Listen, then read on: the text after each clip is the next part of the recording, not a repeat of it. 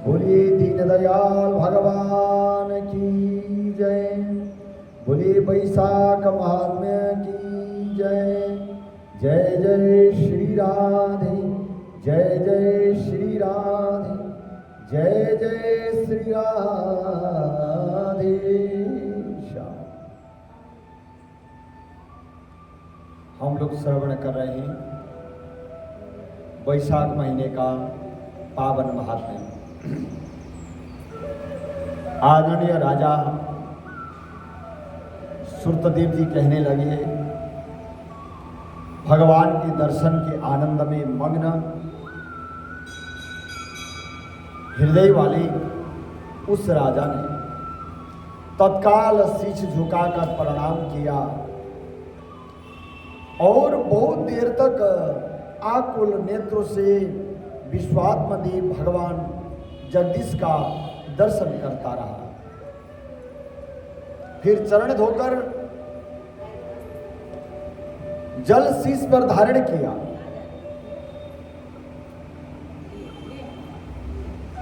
और बहुमूल्यवान आभूषण चंदन आदि से भगवान जी का पूजन करने लगा। धूप दीप फूलमाला नैवेद्य और आत्मसमर्पण आदि से भगवान नारायण जी का बड़े भाव से पूजा करने लगा और कहने लगा, प्रभु हे निर्गुण विश्वमूर्ते, आपके चरणार बिंद तो धन्य है। हे प्रभु, ये चरण शरणागतों के पाप को दूर करने वाला है और तुम्हारे चरणार बिंद को भूल करके और ये त्रिशा से व्याकुल हुए अनेक योनियों में भ्रमण करता हूं मैं। बोले, जिन्होंने भगवान नारायण जी के चरणों को भूल गए, वह 84 लाख योनियों में भटकता है। राजा कहने लगा, महाराज हे प्रभु, मैंने कभी दान नहीं किया और हाथ की शोभा जो होती है दान से होती है। कंकड़ पहनने से नहीं होता, दाने न पाणीर न तो कंकड़े न। और कानों की शोभा कोई कुंडल पहनने से नहीं होता। वो काम सुंदर है जिन्होंने हरि कथा सुन लिया। दाने न पाणीर न च कुंडले न च कंकड़े न श्रुतम श्रुते नैव न च कुंडले न। और कान की शोभा केवल हरि कथा सुनने से होता। वो कान धन्य है जिन्होंने भगवान की कथा सुनी। वो हाथ धन्य है जिन हाथों से दान किया। वो पैर धन्य हैं जिन पैरों के सहारे तीर्थ यात्राएं की। और वो कहने लगे, प्रभु मैंने कभी दान नहीं किया, न तो मैंने साधुओं की सेवा की, मैंने सज्जनों की कभी सेवा भी नहीं की, न तो मैंने कभी आपकी कथा सुनी। प्रभु, उस अपराध से शत्रुओं ने मुझे पराजित कर दिया। मेरा वैभव नष्ट हो गया, मेरा सारा संपत्ति नष्ट हो गया। कारण क्या है? कारण केवल प्रभु आपके चरणों को मैं भूल गया। मेरा वैभव नष्ट हो गया, तब मैं वन में चला गया। सब कुछ नष्ट होने के बाद मुझे घर परिवार कुछ अच्छा नहीं लगा, मैं घर छोड़कर चला गया। राजा ने कहा, प्रभु मेरे अपने गुरुओं के स्मरण करते ही गुरु ने आकर मेरी दीन दशा पर दया करके दुख से छुड़ाने का उपाय बताया।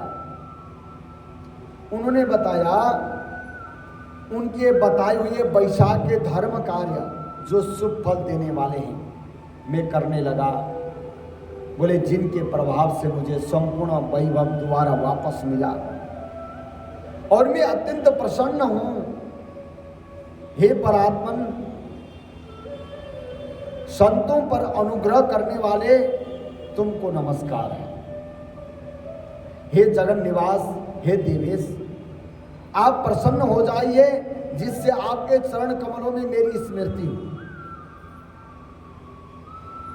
हे प्रभु, पुत्र स्त्री कोषादि में मेरी आसक्ति न हो। मेरा मन आपके चरणार बिंद में लगे, मेरी वाणी आपकी दिव्य कथा कहने में लगी रही, मेरे नेत्र आपकी मूर्ति के दर्शन में लगे रहे, कान तथा श्रवण में और जीवा आपके कमल गुणानुवाद में अर्पित हो। नासिका आपके चरण कमल का मकरंद सूंघने में प्रवृत्त हो। हाथ आपके मंदिर की सफाई करने में तथा आपके भक्तों के सुगंध युक्त चंदन आदि लेपन में लगे रहे, और पैर आपके कथा में ले जाएं। इसलिए प्रत्येक अंगों से सत्कर्म करें, और जिन अंगों से असत्कर्म होता है और उसी को भुगतना पड़ता है। एक हमने कथा सुनी थी राजेश्वरानंद जी के,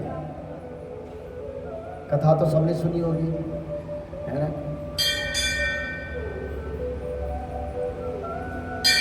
एक रास्ते में जा रहा था, जाते जाते एक आम का बाग देखा, बगीचा देखा तो पेड़ में देखा अच्छे अच्छे आम लगे हुए हैं और आम पके भी हैं। तो आंख ने देखा और वहां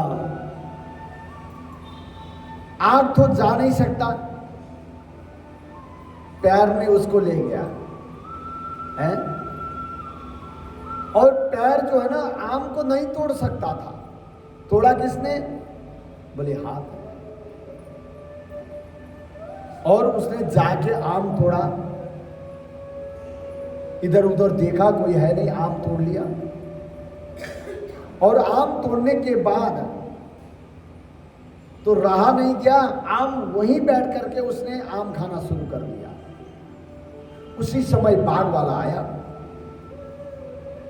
और बाग वाला आने के बाद उसने देखा कि आम चोरी करके कोई खा रहा है।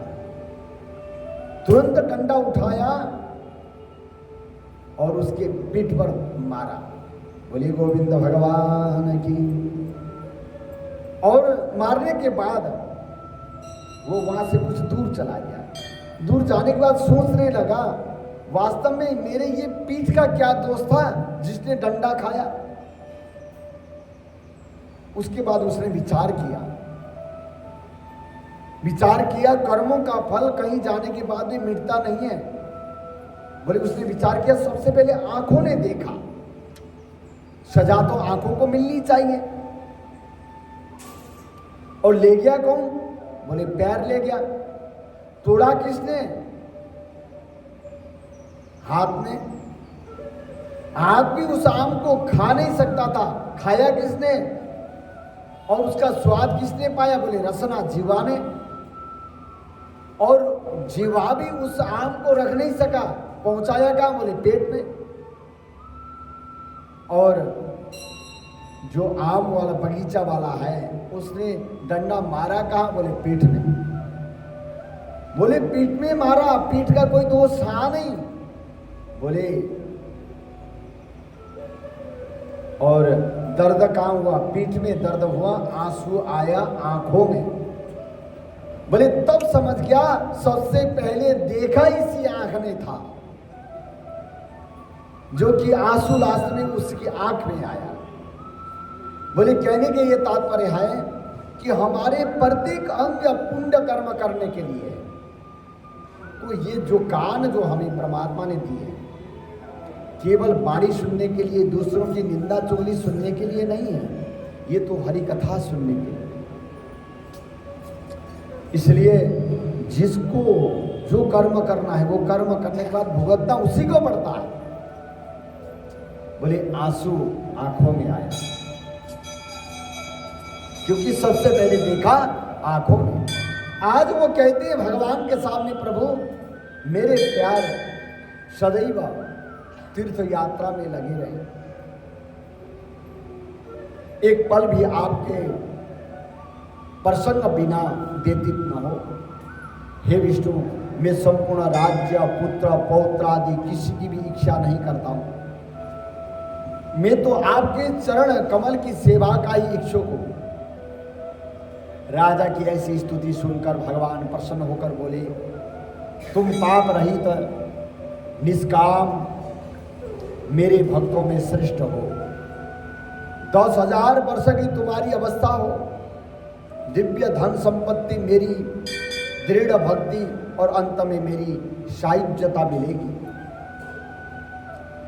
जो प्राणी तुम्हारी की हुई स्तुति करेंगे, मैं उन पर प्रसन्न होकर उन्हें निस्संदेह भक्ति और मुक्ति दूंगा।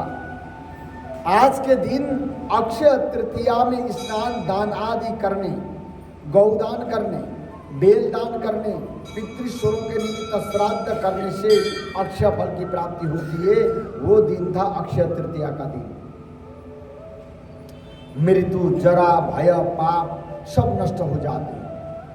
मैं वैशाखोक्त धर्मों से प्रसन्न होता हूँ, जिनके करने से तपस्या अव्यय पद प्राप्त होता है। जो प्राणी मेरे चरणों का स्मरण करेगा, उसे प्रायश्चित्त की भी आवश्यकता नहीं है। तुम गुरु के उपदेश से वन में आकर वैशाख के धर्म में तत्पर हुए और जगत के नाथ भगवान की आराधना से तुम्हें सब वस्तु प्राप्त हो गई। बोले, इस धर्म से प्रसन्न होकर मैंने तुम्हें दर्शन दिया। अब तुम देवताओं के लिए भी दुर्लभ इच्छित भोगों को भोगो। देवादिदेव जनार्दन राजा को ऐसा वरदान देकर के वही अंतर्धान हो गए। तब वह राजा अत्यंत प्रसन्न हुआ। उसके बाद गुरु महात्माओं का सत्संग करके नित्य प्रति ज्ञान प्राप्त करने लगा और वासुदेव भगवान के अतिरिक्त किसी को नहीं मानता था। वैशाखोक्त संपूर्ण धर्म को बारंबार करने से पुत्र पौत्र आदि की वृद्धि हुई और संपूर्ण मनोरथ को भोगकर अंत में चक्रपाणी विष्णु भगवान जी की साहित्यता को प्राप्त हुआ। जो इस परम सुंदर आख्यान को सुनते सुनाते हैं, वह भी संपूर्ण पापों से छूटकर विष्णु भगवान जी के परम पद को प्राप्त होते हैं। इस प्रकार